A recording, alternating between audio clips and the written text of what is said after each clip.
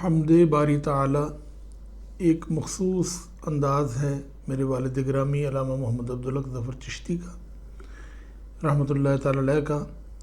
तो एक नए अंदाज़ से, एक मुख्तलिफ़ अंदाज़ से ये हमद जो है बड़ी मशहूर हुई, बल्कि रेडियो पाकिस्तान लाहौर से नशर भी हुई, ख़ुद उनकी अपनी ज़ुबानी।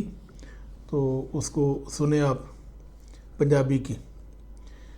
मेरे घर दे विच एक कुकड़ी सी, मेरे घर दे विच एक कुकड़ी सी, वो कुकड़ी दाल दे वर्गी सी, क्योंकि घर की मुर्गी दाल बराबर होती है।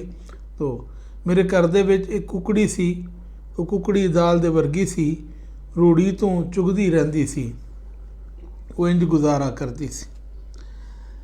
उन्होंने इक्को गल ही आउंदी सी, वो कुट कुट करदी रहिंदी सी। एक दिन वो पानी पींदी सी, हर घुट नाल साह लैंदी सी। एक दिन वो पानी पींदी सी, हर घुट नाल साह लैंदी सी। मैं वेख के आख्या नी अड़िए, मैं वेख के आख्या नी अड़िए, लै डीक ते पानी पी मरीए। की तरले लै लै पीनी है, हर साह आसमान नूं वेहनी है।